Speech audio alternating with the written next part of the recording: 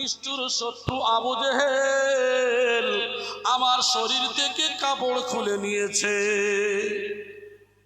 হযরতে সুমাইয়াকে বলা হলো, সুমাইয়া এখন তোমার শরীরে দুইটা পোশাক রয়েছে, যদি তুমি নবীর প্রেম ছাড়তে পারো, যদি কলেমাকে ছাড়তে পারো, তাহলে তুমি মাপ পেয়ে যাবে, তোমার ক্ষমা হয়ে যাবে, না হলে তোমার শরীরের আরো দুইটা পোশাক তাও খুলে নেওয়া হবে।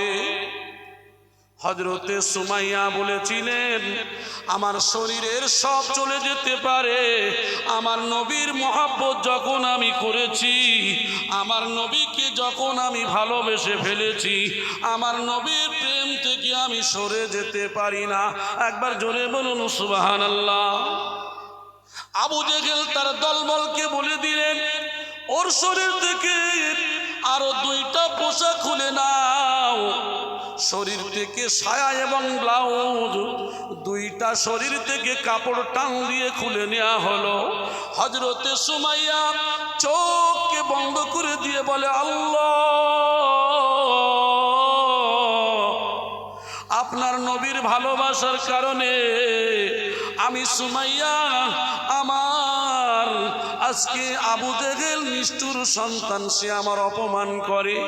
আল্লাহ গো, আমার ইজ্জতের বিনিময়ে হলেও, আমার ইজ্জতের বিনিময়ে হলেও, ও আল্লাহ, দুনিয়ার আমার আম্মা, আমার বোনেরা যারা আছে, আমার আম্মা জানেরা যারা আছে, এই মহিলাদের ইজ্জতকে আল্লাহ তুমি বাঁচিয়ে রেখো।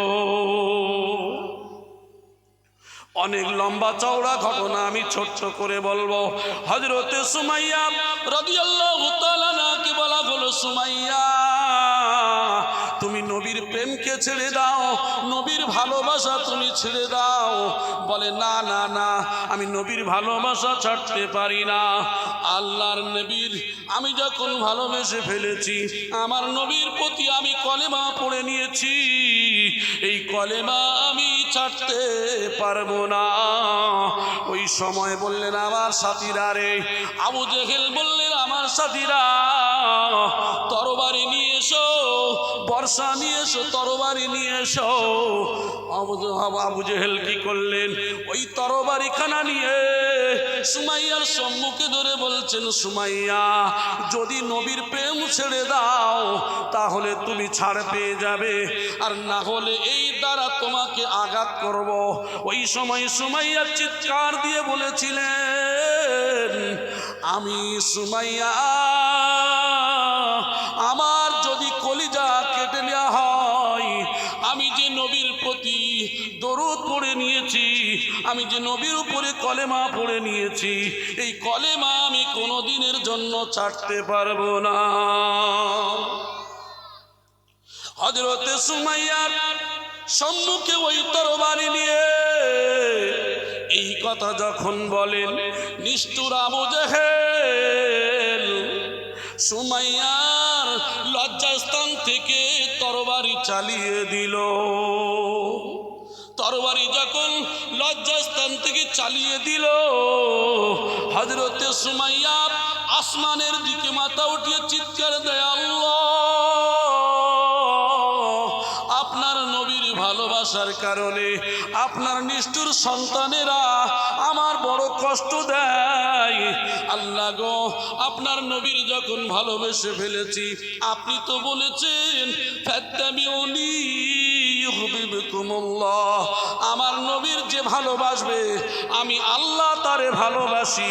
ও আল্লাহ, আমি সুমাইয়া আসমানের দিকে মাথা উঁচু করে বলছি, আল্লাহ, একমাত্র শেষ পর্যন্ত আপনার মহব্বত, আপনার নবীর মহব্বত আমার দিল থেকে যেন না সরে যায়। হযরতে সুমাইয়ার শরীরের মধ্যে গুপ্ত অঙ্গ দিয়ে তরবারি চালিয়ে দিয়ে যখন পাক দেওয়া হলো, ঝরঝর করে রক্ত ঝরছে। হযরতে সুমাইয়া রক্ত ঝরা অবস্থায় তবু আল্লাহর ক্রন্দন করেন, আল্লাহ গো, আমি সুমাইয়া, আমি আল্লাহ আপনার দাওয়াত দিচ্ছি, আল্লাহ আপনার নিষ্ঠুর সন্তান আমার কত কষ্ট দেয়।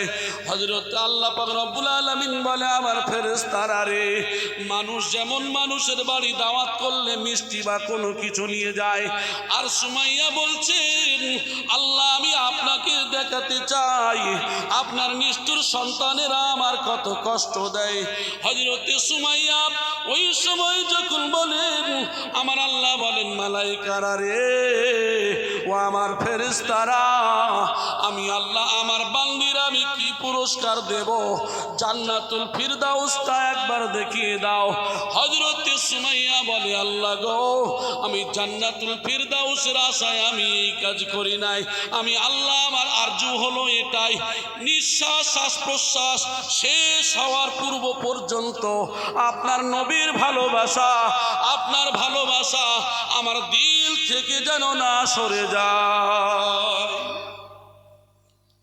বলার উদ্দেশ্য হলো যে সুমাইয়া নবীর জন্য কলেমা পড়ার কারণে সুমাইয়ার এত অত্যাচার করা হলো, শেষ পর্যন্ত আবু জেহেলের দলবল বলছে, না হারে, যে সুমাইয়ার লজ্জাস্থান থেকে তরবারি চালিয়ে দিয়েছ, কিন্তু সুমাইয়ার মুখে কেন হাসি আসে?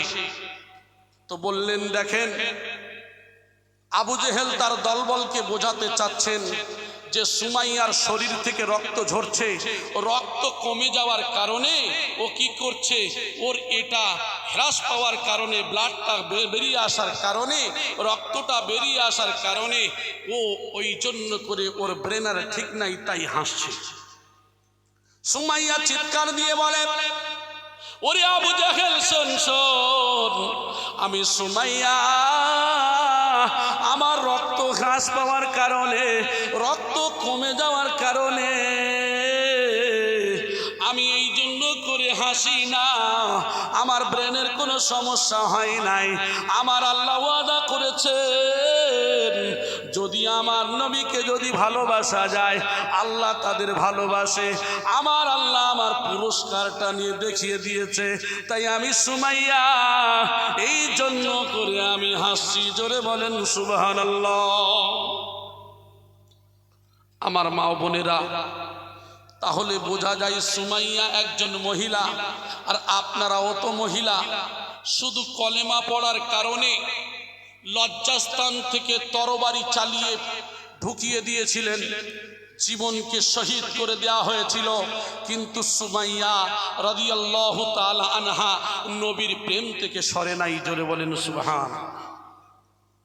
আমার ভাই জানেরা, আমার পুরুষ ভাইরা এসেছেন, আপনাদেরকে একটা কথা বলি, ঘটনা তো অনেক রয়েছে, আমি ঘটনা বলি না, কিন্তু কম সময়ের জন্য কয়েকটা ঘটনা শুধু আপনাদের বসানোর জন্য বলছি। আমার ভাই জানেরা, আব্দুল্লাহ উজ্জাব নাম হলো উজ্জাব। এই আব্দুল্লাহ উজ্জাব শুধু কলেমা পড়েছে নবীর প্রতি, কলেমা পড়ার কারণে চাচাকে বলছে, চাচা সর্বপ্রথম বলছে, চাচা মুহাম্মাদের উপরে কলেমা পড়লে কেমন হয়? মুহাম্মদ কেমন মানুষ? বলে ভালো মানুষ। মুহাম্মদ কেমন চরিত্রবান? বলে ভালো চরিত্র। সব কিছু বললেন, বলার পরে বলছে, চাচা আপনি কি কলেমা পড়বেন? বলে না, আমি কলেমা পড়ব না। বলছে, চাচা গো, আপনার আমি বলেছি আপনি ভালো মানুষ, আপনি বললেন, কিন্তু আপনি তাকে কথার উপরে কলেমা পড়বেন না। কিন্তু চাচা আপনি যে কলেমা পড়েন নাই, আমি আপনার সামনে সেই মুহাম্মদ যদি ভালো হয়, তার চরিত্র যদি ভালো হয়, তাহলে আমি আব্দুল্লাহ উজ্জা আপনার ভাইপো, আপনার সামনে দিয়ে আমি কলেমা পড়তে থাকলাম, আমার নবীর উপর লা ইলাহা ইল্লাল্লাহু মুহাম্মাদুর রাসূলুল্লাহ সাল্লাল্লাহু আলাইহি সাল্লাম এই কলেমা পড়ে নিলেন। জোরে বলেন সুবহানাল্লাহ। কলেমা যখন পড়ে নিয়েছে, চাচার মাথা গরম হয়ে গেল। বলছে, ভাইপো তুমি কি জানো, মুহাম্মাদের উপরে যদি কলেমা পড়া হয় তাহলে তোমার পরিণতি কি হতে পারে জানো? বলে, চাচা যা হয় হোক। বলে, যদি এই পরিণতি তুমি শুনতে চাও, তাহলে তোমার আমি যে জায়গা জমি দিয়েছি, বলে আমি দিয়ে দিলাম। ও ভাইপো, তোমার তো বাপ নাই, তুমি তো ইতিম, তোমার শরীরের পোশাক পর্যন্ত আমার, এটাও দিতে হবে। বলে বাবা চাচা তাও দিয়ে দিলাম। শরীরের পোশাক পর্যন্ত দিয়ে আব্দুল্লাহ উজ্জা দৌড়ে দৌড়ে আমার নবীর ভালোবাসায় যাবেন। বাড়িতে গিয়েছেন, মায়ের সঙ্গে দেখা। মা যুবক ছেলের দিকে তাকিয়ে মা নিজের চোখটা বন্ধ করে বলছে, বাবা তোমার এই অবস্থা হলো কেন? বলছে, মা ও জনম দুঃখিনী মা, আমার নবীর উপরে আমি ভালোবেসে ফেলেছি, আমার নবীর উপরে আমি কলেমা পড়েছি, যার কারণে এই কলেমা পড়ার কারণে আমার তো বাপ নাই, আমি এতিম হয়ে গেছি। আজকের আমার চাচা আমার জায়গা জমি থেকে শুরু করে সব তো নিয়েছে, এমনকি আমার শরীরের পোশাকটাও আমার চাচার ছিল। আমার চাচা আমার শরীর থেকে পোশাকটাকেও খুলে নিয়েছে। আম্মা জান, আপনার কাছে যদি কিছু থাকে আমাকে দেন। মা বলছে, বাবারে আমার বাড়িতে তেমন কিছু নাই, একটা ছেঁড়া কম্বল ছিল, ওই ছেঁড়া কম্বলটা দিলেন। ছেঁড়া কম্বলটা দুটুকরো করলেন, নিচের দিকে একবার ঢাকে, নিচের দিকে এক টুকরো দিয়ে ঢাকলো, উপরের দিকে ঢাকে। হাঁটুকের মালাও চাপা পড়ে না, শরীরের পুরো ঢাকা হয় না। এইভাবে আব্দুল্লাহ উজ্জা পরে নিয়ে বলছি, মা আমি আমার নবীর দরবারে যাচ্ছি। মা আব্দুল্লাহ উজ্জা দৌড়ে দৌড়ে দৌড়ে দৌড়ে মসজিদে নববীর কোণে বসে বসে হযরত আব্দুল্লাহ উজ্জা চোখ থেকে পানি পড়ে ঝরঝর করে। আল্লাহর নবী বললেন, আমার সাহাবারা মসজিদের কোণায় বসে বসে বসে বসে কে যেন কাঁদে, ওকে একবার ডাক দাও।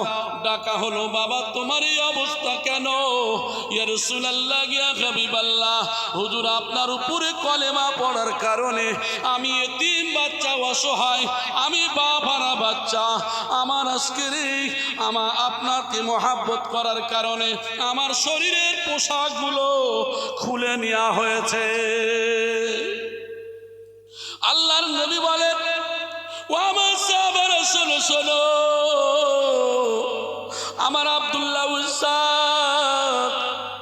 আমার মহব্বতের কারণে সে জায়গা নয়, জমি নয়, বিল্ডিং বালাখানা নয়, নিজের শরীরের পোশাক পর্যন্ত দিয়ে দিয়েছে। তাহলে আব্দুল্লাহ উজ্জা আমার কেমন ভালোবাসে। তার নাম হলো উজ্জা। আজকের উজ্জাতের পুরো নাম আমি রাসূলুল্লাহ দিলাম। আমার পিতার নাম হলো আব্দুল্লাহ, আর উজ্জার আমি প্রথমে দিলাম আব্দুল্লাহ। আমার পিতার নামে নাম দিলাম, তার নাম হলো আব্দুল্লাহ উজ্জা। ও আমার সোনার ভাইরা, নবীর প্রেমের কারণে আমার নবী বিশ্ব নবী রহমাতাল লিল আলামিন যুদ্ধের সময় বললেন, আমার সাহাবারা কার কাছে কি আছে নিয়ে এসো, নিয়ে এসো। এই করে করে কেউ কিছু অংশ তৃতীয় ভাগের এক ভাগ নিয়ে আসে, 3 ভাগের এক ভাগ নিয়ে আসে, কেউ 2 ভাগের এক ভাগ নিয়ে আসে। হযরতে আবু বকর সিদ্দিক রাদিয়াল্লাহু তাআলা আনহু কয়েকটা দিনার নিয়ে, আর কয়েকটা দিনার নিয়ে, দিরহাম নিয়ে, আর এমন করে কয়েকটা কিছু আপনার বাড়িতে জবের আটা ছিল বা জব এমন কিছু খাবার ছিল, সেইটাকে নিয়ে রাসূলুল্লাহ সাল্লাল্লাহু আলাইহি সাল্লামের কাছে হাজির। আল্লাহর নবী বলেন, আমার সাহাবীরা তোমরা কি এনেছো বলো। এ বলছি, ইয়া রাসূলুল্লাহ আমার বাড়িতে আমি এতটুকু রেখেছি, ও বলছে এতটুকু রেখেছি। আর আবু বকর সামান্য কিছু বস্তু এনে রাসূলুল্লাহর কাছে যখন দিলেন, আল্লাহর নবী বলছেন, আমার সাহাবীরে বলো বলো আবু বকর তোমার বাড়িতে তুমি কি রেখে এসেছো। আবু বকর রাদিয়াল্লাহু তাআলা আনহু বলেন, ইয়া রাসূলুল্লাহ, ইয়া হাবিবাল্লাহ, হুজুর আমার বাড়িতে এই কয়েকটা দিরহাম ছিল, আমি তাই নিয়ে এসেছি। আর আমার বাড়িতে খাবারের জন্য এই জবের চপটুকু ছিল, আমি তাও নিয়ে এসেছি। আল্লাহর রাসূল গো, আমার বাড়িতে আল্লাহ এবং তার রাসূলকে রেখে এসেছি। আল্লাহ ঘোষণা দিয়ে বললেন, আমার সাহাবারা রে, আমি রাসূল যখন বলেছি তোমরা কেউ একবার কেউ দুবার নিয়ে এসেছো, আর আমার আবু বকর যা কিছু ছিল ততটুকু নিয়ে চলে এসেছে। একবার জোরে বলি সুবহানাল্লাহ। যুদ্ধের ময়দানে যাবেন, ঘটনা অনেক লম্বা চওড়া। যুদ্ধের ময়দানে যাবেন, এদিকে ওই আব্দুল্লাহ উজ্জা রাস্তার মধ্যে ধরেছেন, ইয়া রাসূলুল্লাহ ইয়া হাবিবাল্লাহ, হুজুর ওই যুদ্ধের ময়দানে আমি আব্দুল্লাহ উজ্জা যাব। আব্দুল্লাহ উজ্জা রে, তুমি যুদ্ধের ময়দানে কেমন করে যাবে বাবা? বলছি ইয়া রাসূলুল্লাহ ইয়া হাবিবাল্লাহ, হুজুর আমার তো বাপ নাই, আমি তো এতিম। আল্লাহর নবী গো, আমি যুদ্ধের ময়দানে গিয়ে আমার রক্তটা দিয়ে আমি ইসলামের জন্য, সত্যের জন্য শহীদ হতে চাই। আল্লাহর নবী বললেন, আমার সাহাবী রে, তোমার যুদ্ধের ময়দানে যেতে হবে না। আল্লাহর নবী গায়ে হাত দিয়ে বললেন, ও আমার সাহাবী, তুমি চিন্তা করো না, তুমি যদি অসুস্থ হয়ে যাও, জ্বরাক্রান্ত হয়ে যাও, তুমি যদি অসুস্থ হয়ে দুনিয়া থেকে বিদায় নাও, আমি রাসূলুল্লাহ জানিয়ে দিলাম তোমার ত্যাগের কারণে, আর এতটুকু যদি ত্যাগ করতে পারো, আমি রাসূলুল্লাহ জানিয়ে দিলাম তুমি ওই রক্ত দিলে যেমন শহীদের দরজা পাওয়া যায়, এই শহীদের মরণ তুমি দুনিয়া থেকে নিয়ে চলে যাবে।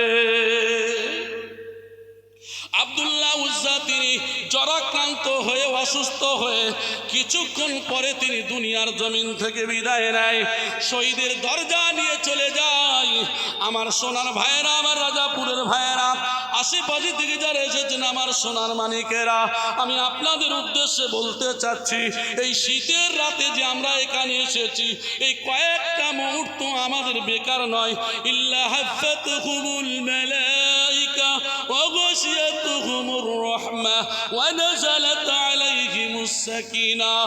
আমার সোনার ভাইয়েরা, ফেরেশতারা চতুর্দিকে বেষ্টন করে আছেন, তারা কেউ বেকার নয়, বেকার নয়। যেমন ফটোগ্রাফাররা ফটো করে, যেমন তারা ভিডিও করে, আল্লাহর মালায়েকা ফেরেশতারা তারা কি করেন, এই মজলিসের চতুর্দিকে থেকে ফটোগ্রাফার হিসাবে তারা এদেরকে ফটো করে নিয়ে, এদেরকে ক্যামেরা করে নিয়ে আল্লাহর দরবারে উপস্থিত হয়। শুধু তাই নয়, আল্লাহর রহমত, অগণিত রহমত এই মজলিসের উপরে ঝরতে থাকে। শুধু তাই নয়, শীতের রাতে কনকনে ঠান্ডায় আমরা তো রক্ত দিতে পারি না, আমাদের তো রসুলের মহব্বতে আমরা এটাই মহব্বত করি বলে এই মজলিসে এসেছি, আর সেই মহব্বতের কারণে আমরা এই মজলিসে এসেছি। এই আশাটা আমাদের জন্য শহীদের সওয়াব হয়ে যাবে। যদি আমাদের কেউ এই অবস্থায় এই নিয়ত নিয়ে যদি বারো হয়ে আসি, আর আমরা যদি বাড়িতে যাই বা চলতে ফিরতে যদি নিয়ত করে বারো হয়ে যদি দুনিয়া থেকে বিদায় নিই, ওই ব্যক্তিটা শহীদের মরণ নিয়ে দুনিয়া থেকে বিদায় নেবে। আমার সোনার ভাইয়েরা, আমি আপনাদেরকে যে কথা বোঝাতে চাচ্ছি হলো রসুলের মহাব্বত, নবীর মহাব্বত আমাদের দিলের মধ্যে রাখতে হবে। এই জন্য করে কামেল ওলি আল্লাহ সুফি মুফতি আজান গাছি রহমাতুল্লাহ আলাইহি সব কিছু বিসর্জন দিয়ে ছেড়ে দিয়ে আজকে আল্লাহর রাস্তায় জীবন কুরবানি করেছেন। আমরা অনেকেই বলি বিবি বাচ্চা ছেড়ে, কোথায় বলা হয়েছে, কোথায় বলা হয়েছে সব ছেড়ে দিয়ে যেতে হবে। আল্লাহর নবী সংসার করেছে, আর তিনি কেন সংসার করেন নাই? আল্লাহর কোরআন বলছে, আল্লাযীনা আমানু ওয়া হাজারু ওয়া জাহাদু ফি সাবিলিল্লাহি বিআমওয়ালিহিম ওয়া আনফুসিহিম আ'যামু দারাজাতান ইনদাল্লাহি আউলাইকা হুমুল ফাইজুন। আল্লাযীনা আমানু, যারা ঈমান এনেছে, হাজারু হিজরত করেছে, জাহাদু প্রচেষ্টা করেছে, পরিশ্রম করেছে, জিহাদ করেছে, ফি সাবিলিল্লাহ আল্লাহর রাস্তায়, বিআমওয়ালিহিম নিজেদের মাল ধন সম্পদকে আল্লাহর রাস্তায় বিলীন করেছে, আনফুসিহিম নিজেদেরকে কুরবানি করে দিয়েছে, আ'যামু দারাজাতান ইনদাল্লাহ আমি আল্লাহ আমার নিকট এরাই হলো সর্বোত্তম, আউলাইকা হুমুল ফাইজুন বলি সুবহানাল্লাহ। যুদ্ধের অনেক ঘটনা রয়েছে আমার সোনার ভাইরা। এই যুদ্ধের ঘটনা, যুদ্ধের ময়দানে গিয়ে একের পর এক সাহাবায়ে কেরামরা যখন বার হয়েছেন, কেউ বিবাহের পোশাক খোলেন নাই, আর কেউ কি করেছেন, এমন করে স্বামী স্ত্রীতে মিলনের পরে গোসল করার সময় হয় নাই, রসুলের মহব্বতে যুদ্ধের ময়দানে চলে গিয়েছেন। মুতার যুদ্ধের ঘটনা অনেক লম্বা চওড়া, আমি উদাহরণ দিয়ে বলতে চাচ্ছি নবীর মহব্বতের উপরে।